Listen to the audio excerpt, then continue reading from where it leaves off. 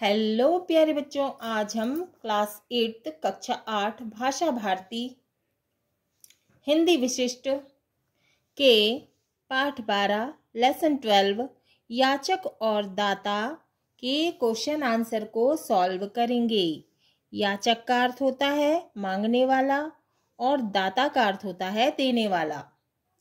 अभ्यासः बोध प्रश्न। प्रश्न 1, निम्नलिखित शब्दों के अर्थ शब्दकोश से खोजकर लिखिए। याचक का अर्थ होता है मांगने वाला, धरोहर का अर्थ है अमानत, वात्सल्य का अर्थ है बच्चों के प्रति प्रेम, हतप्रभ का अर्थ है आश्चर्यचकित, गुहार का अर्थ है पुकार, शंका का अर्थ है संदेह, जिजीविषा का अर्थ है जीने की इच्छा, निस्तब्ध का अर्थ है शांत, सहानुभूति का अर्थ है संवेदना या हमदर्दी। लेखक परिचय। रविन्द्रनाथ ठाकुर। किसने लिखा है ये? रविन्द्रनाथ ठाकुर ने। याचक और दाता कहानी रविन्द्रनाथ ठाकुर की भिखारिन कहानी पर आधारित है। कौन सी कहानी पर आधारित है? भिखारिन। रविन्द्रनाथ जी बंगला साहित्य के प्रख्यात माने प्रसिद्ध साहित्यकारों में से एक हैं। आपने अनेक कहानी संग्रह, नाटक, कविताएं जो बंगला साहित्य की धरोहर है लिखी है। हमारे राष्ट्रगान के रचयिता रविन्द्रनाथ ठाकुर ही हैं। उन्हें साहित्य के नोबेल पुरस्कार से सम्मानित किया गया है। उन्हें किस पुरस्कार से सम्मानित किया गया है? साहित्य के नोबेल पुरस्कार से। अब है प्रश्न 2, निम्नलिखित प्रश्नों के उत्तर संक्षेप में लिखिए। का है वृद्धा मंदिर के पास क्या काम करती थी?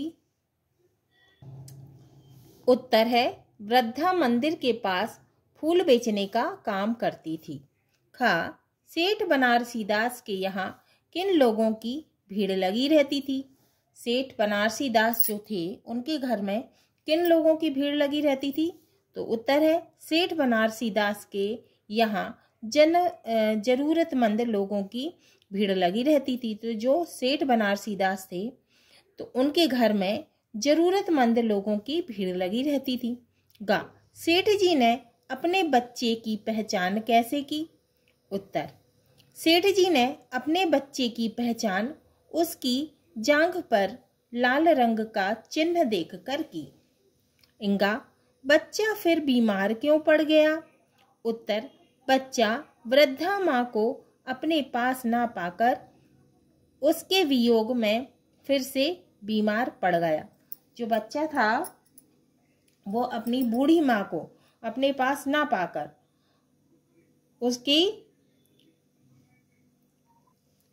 उसको याद करते हुए फिर से वो बीमार पड़ गया। प्रश्न 3, उपर्युक्त शब्दों का चयन कर रिक्त स्थानों की पूर्ति कीजिए। ये जो शब्द दिए हुए हैं इनको चुनकर हमें रिक्त स्थान की पूर्ति करना है। का है वृद्धा निस्तब्ध टाट पर लेटी हुई आंसू बहा रही थी। निस्तब्ध माने शांत, है ना? तो इधर रिक्त स्थान में क्या आएगा? निस्तब्ध। खा असहाय बच्चे को देख माँ का ममत्व जाग उठा, यानी माँ की ममता जाग उठी, है ना? तो रिक्त स्थान में क्या आएगा? ममत्व। ग ममत्व का क्या अर्थ? ममता, है ना? ग आंसुओं में फूलों का मकरंद और ममता की गंध थी। तो रिक्त स्थान में क्या आएगा? मकरंद। घ सेठ जी बच्चे को देखकर हतप्रभ रह गए। हतप्रभ का क्या अर्थ? आश्चर्यचकित, है ना? तो रिक्त स्थान में आएगा हतप्रभ। घा सेठ जी बच्चे को देखकर हतप्रभ रह गए। इंगा वात्सल्य की तड़प ने वृद्धा की जिजीविषा बढ़ा दी थी। वात्सल्य की तड़प ने वृद्धा की जिजीविषा बढ़ा दी थी, माने जिजीविषा का अर्थ होता है जीने की इच्छा, है ना? वात्सल्य का अर्थ बच्चे के प्रति प्रेम, है ना? तो वात्सल्य की तड़प ने वृद्धा की जिजीविषा बढ़ा दी थी, माने जीने की इच्छा बढ़ा दी थी। तो रिक्त स्थान में आएगा जिजीविषा। प्रश्न 4, खंड आ में दिए गए शब्दों का खंड आ में दिए गए शब्दों में एक विशेष संबंध है। इनकी सही जोड़ी बनाते हुए खंड ई में लिखिए। उत्तर है आ ई। फूल, फुलवारी, याचक, दाता, माँ, ममता, मंदिर, पूजा, मानव, मानवता। फूल का, फुलवारी, याचक का, दाता, माँ का, ममता, मंदिर का, पूजा, मानव का, मानवता। प्रश्न 5, निम्नलिखित प्रश्नों के उत्तर विस्तार से लिखिए। क, वृद्धा को अपनी मंजिल किस तरह मिल गई थी? उत्तर है, कुछ वर्ष पूर्व संध्या के समय लोगों ने उसकी गोद में बच्चा देखा। तो कुछ साल पहले शाम के समय लोगों ने उसकी गोद में, उसकी माने कौन? वृद्धा की गोद में बच्चा देखा। वह रो रहा था, असहाय, और रोते हुए बच्चे को वृद्धा ने अपनी गोद में बैठाया और उसे चुप कराने का प्रयत्न करने लगी। माँ का आंचल पाकर बच्चा सब कुछ भूल गया था। वह वृद्धा के पास रहने लगा। वात्सल्य की तड़प ने, माने बच्चे के प्रति प्रेम की तड़प ने वृद्धा की जिजीविषा माने जीने की इच्छा बढ़ा दी। अब वह पहले से ज्यादा श्रम करने लगी, माने मेहनत करने लगी। वह उसके सुखद माने अच्छे भविष्य के लिए सपने बुनने लगी। उसे वह अच्छा खिलाना, पहनाना और प्रसन्न देखने में प्रसन्न रहती थी। उसे अच्छा लगता था, खुशी मिलती थी उसे। इस तरह वृद्धा को उसकी मंजिल मिल गई थी।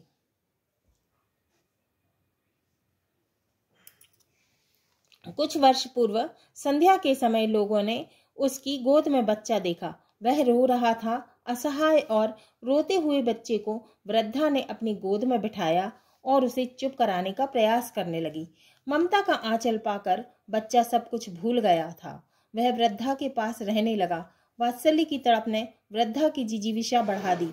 अब वह पहले से ज्यादा श्रम करती थी। वह उसके सुखद भविष्य के लिए सपने बुनने लगी। उसे वह अच्छा खिलाना, पिलाना, पहनाना और प्रसन्न देखने में प्रसन्न रहती थी। इस तरह वृद्धा को उसकी मंजिल मिल गई थी।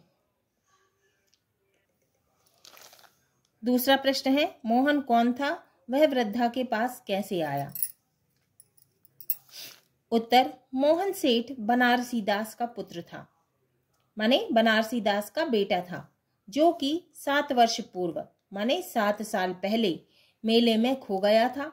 वह बालक वृद्धा को रोते हुए मिला था। उसने उसे अपनी गोदी में बिठाकर, किसने? वृद्धा ने। किसको? मोहन को, है ना, बनारसी दास के पुत्र को, है ना, उसे अपनी गोद में बिठाकर चुप कराने का प्रयास करने लगी। ममता का आंचल पाकर वह चुप हो गया। वह वृद्धा के पास ही रहने लगा। तो उत्तर है, मोहन सेठ बनारसी दास का पुत्र था, जो कि 7 वर्ष पूर्व मेले में खो गया था। वह बालक वृद्धा को रोते हुए मिला था। उसने उसे अपनी गोदी में बिठाकर चुप कराने का प्रयास किया। ममता का आंचल पाकर वह चुप हो गया। वह वृद्धा के पास ही रहने लगा। प्रश्न 3 है, मोहन ज्वर से कैसे मुक्त हुआ? माने बुखार से कैसे मुक्त हुआ? ज्वर का अर्थ होता है बुखार, है ना। मोहन ज्वर से कैसे मुक्त हुआ, कैसे ठीक हुआ? ज्वर से, बुखार से कैसे ठीक हुआ? तो इसका उत्तर है, मोहन ज्वर से पीड़ित था, माने मोहन को बुखार था। तब सेठ बनारसी दास ने डॉक्टर को बुलाया। उसने उसे कुछ दवाई दी। दवाओं के प्रभाव से वह होश में आ गया, पर अपनी माँ को अपने पास ना पाकर वह रोने लगा। उसकी हालत और बिगड़ने लगी। ज्वर बढ़ रहा था, माने बुखार तेज हो रहा था, और वह माँ की रट लगाए जा रहा था, माँ माँ चिल्लाए जा रहा था। तब सेठ जी ने वृद्धा के पास जाकर याचना की, माने विनती की, और उसे अपने घर लाया। घर पहुंचते ही वृद्धा ने मोहन के माथे पर हाथ फेरा। हाथ पहचानते ही मोहन ने तुरंत आंखें खोल दी। उसने मोहन का सिर अपनी गोद में रखकर थपथपाया और मोहन को नींद आ गई। थपकी दी और मोहन सो गया। इस प्रकार वृद्धा के प्यार से कुछ ही दिन में मोहन स्वस्थ हो गया, माने मोहन ठीक हो गया।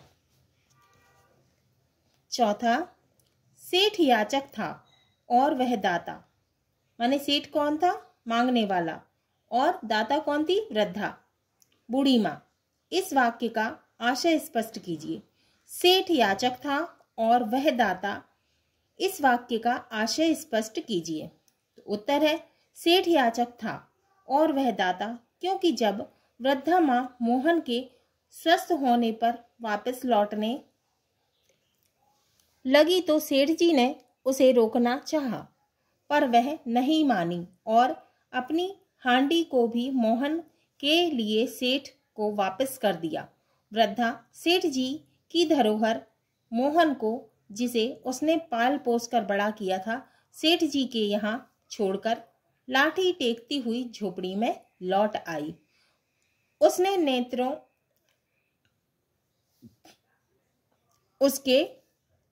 नेत्रों से आंसू बह रहे थे, पर आज इन आंसुओं में फूलों की मकरंद और ममता की गंध थी, माने फूलों का मकरंद रस है ना, और ममता की गंध थी, खुशबू थी। गंध का अर्थ खुशबू थी। वह आज सेठ बनारसी दास से महान हो गई थी। सेठ याचक था, माने मांगने वाला था, और वह दाता माने देने वाली थी। पांचवा, सेठ जी और वृद्धा के चरित्र में से किसका चरित्र आपको अच्छा लगा? उसकी 3 विशेषताएं लिखिए। उत्तर है सेठ जी और वृद्धा में से मुझे वृद्धा का चरित्र अच्छा लगा। इसकी निम्न विशेषताएं हैं। पहला, वृद्धा के अंदर बालक के प्रति ममता और वात्सल्यता भरी हुई थी। दूसरा, वृद्धा बहुत ही परिश्रमी थी, माने मेहनती थी। वह गरीब व नेत्रहीन होते हुए भी, माने उसकी आंखें नहीं थी, होते हुए भी मंदिर के बाहर फूल बेचकर अपना भरण पोषण करती थी। माने उसको दिखाई नहीं देता था, फिर भी वो क्या करती थी? मंदिर के बाहर फूल बेचकर अपना भरण पोषण करती थी, जीवन चलाती थी। अब तीसरा है, वृद्धा उदार हृदय वाली थी, माने बहुत अच्छे मन की थी। सेठ बनारसी दास ने वृद्धा की अमानत हांडी, जो कि रुपयों से भरी हुई थी, को लौटाने के लिए मना कर दिया। फिर भी वृद्धा ने सेठ की अमानत बालक मोहन को अपने हृदय पर पत्थर रखकर सेठ जी को लौटा दिया। अब है भाषा अध्ययन। यह भी जानिए, किसी के द्वारा कहे गए शब्दों को जब हम ज्यों का त्यों प्रयोग में लाते हैं तब चिन्ह लगाते हैं, इसे अवतरण चिन्ह कहते हैं। इसको और इसको, इन दोनों को क्या कहते हैं? अवतरण चिन्ह कहते हैं। जैसे वृद्धा ने कहा, अवतरण चिन्ह, ये फूल चढ़ावा तो लेते जाओ, फिर ये चिन्ह लगा है। प्रश्न 1, इस कहानी से ऐसे 5 वाक्य लिखिए जहां अवतरण चिन्ह का प्रयोग किया गया है। उत्तर है पहला, अवतरण चिन्ह लगाया, ये फूल चढ़ावा तो लेते जाओ, अवतरण चिन्ह, ये अवतरण चिन्ह लगा है। दूसरा, सेठ जी इसे जमा कर लें, मैं उसे कहाँ रखती फिरूंगी, तो ये क्या लगाया मैंने? अवतरण चिन्ह। तीसरा, इसे बही खाते में इसके नाम से जमा कर लो, ये चिन्ह लगा है। चौथा, कैसी हांडी कैसे रुपये, मेरे पास तो तुम्हारा कुछ भी नहीं है, ये लगा है चिन्ह। पांचवा, सेठ जी मेरा बच्चा ठीक हो जाएगा, मैं आपके जीवन भर गुण गाऊंगी, ये लगा है अवतरण चिन्ह। प्रश्न 2, निम्नलिखित मुहावरों के अर्थ स्पष्ट करते हुए वाक्यों में प्रयोग कीजिए। टस से मस न होना, हाथ पांव फूल जाना, चंगुल में दबाना, तांता बांधना, जान में जान आना। पहला है टस से मस न होना। इसका अर्थ है कोई प्रभाव ना पड़ना, कोई असर ना पड़ना। प्रयोग है, वृद्धा के गिड़गिड़ाने पर भी सेठ बनारसी दास टस से मस नहीं हुए। दूसरा है हाथ पांव फूल जाना, माने घबरा जाना। प्रयोग है, वाक्य में प्रयोग। पुत्र की हालत बिगड़ते देख सेठ जी के हाथ पांव फूलने लगे, माने बेटे की हालत बिगड़ते देख सेठ जी के हाथ पांव कैसे होने लगे, फूलने लगे। तीसरा है चंगुल में दबाना, माने वश में करना। वाक्य में प्रयोग है, गरीब लोग साहूकारों के चंगुल में फंसते रहते हैं। चौथा है ताता बांधना, इसका अर्थ है लगातार आना जाना, लगा रहना। प्रयोग, वाक्य में प्रयोग है, सेठ जी के यहाँ जरूरतमंदों का तांता लगा रहता था, माने आने जाने वालों का तांता लगा रहता था। जो जरूरतमंद होते थे उनका तांता लगा रहता था, आते जाते रहते थे। पांचवा जान में जान आना, इसका अर्थ है राहत मिलना। प्रयोग, बेटे के होश में आते ही सेठ जी की जान में जान आई। प्रश्न 3, याचक एवं दाता शब्दों के क्रिया रूप लिखकर संज्ञा और क्रिया रूपों के वाक्य बनाइए। उत्तर है शब्द क्रिया रूप।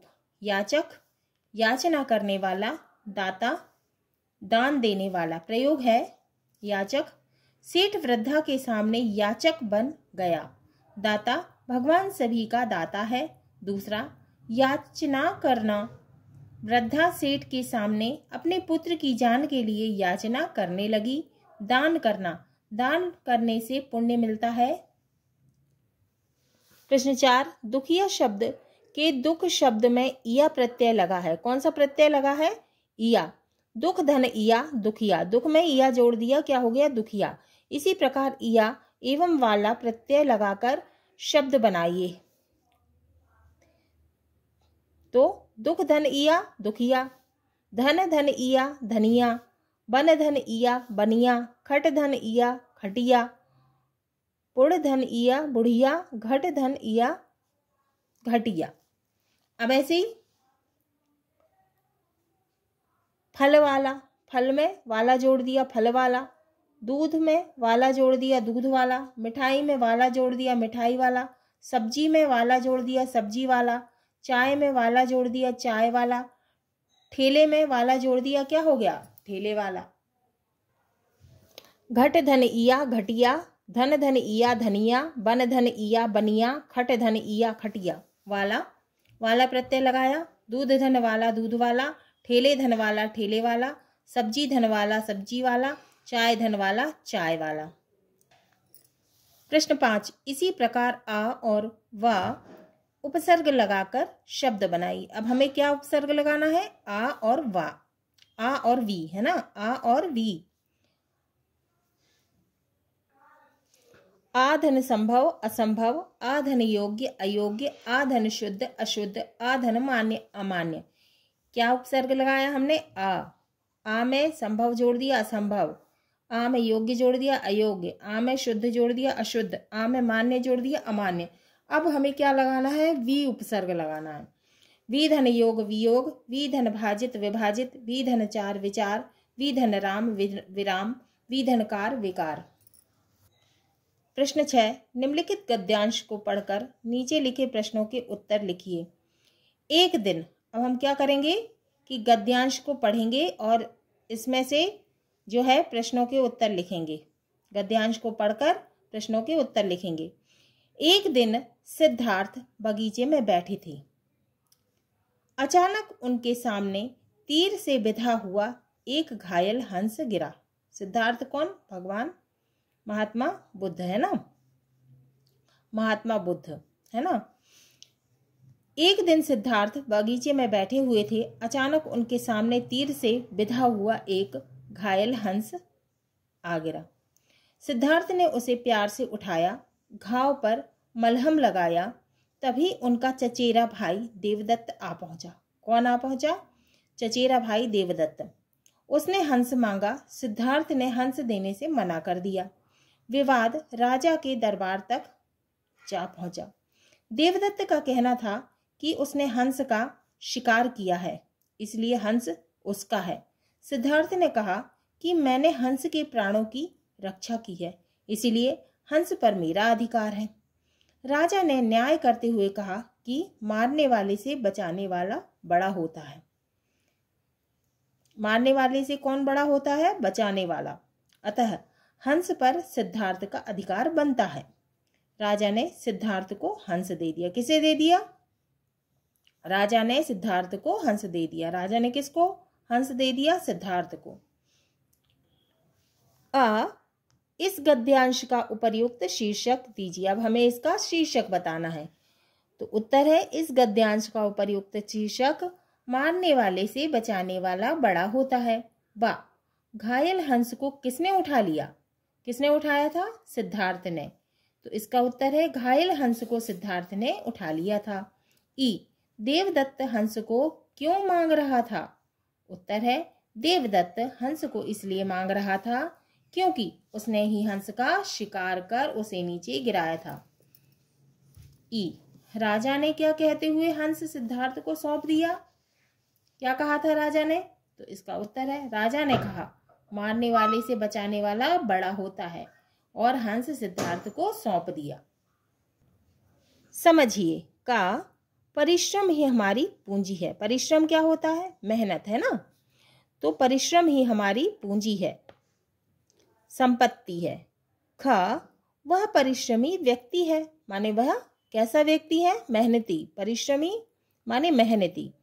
का वाक्य में प्रयुक्त शब्द संज्ञा है, और खा वाक्य में परिश्रमी शब्द विशेषण है। अब विशेषण क्या होता है? जो शब्द संज्ञा और सर्वनाम की विशेषता बताते हैं वो क्या कहलाते हैं? विशेषण कहलाते हैं। परिश्रम और परिश्रमी शब्दों में अंतर है, इसे समझकर मीठा मिठास, विशेष विशेषतः, बूढ़ा बुढ़ापा में अंतर समझिए और वाक्यों में प्रयोग कीजिए। हाँ तो प्यारे बच्चों, ये हमारा पाठ 12 लेसन 12 याचक और दाता के प्रश्न उत्तर पूरे हुए, क्वेश्चन आंसर पूरे हुए।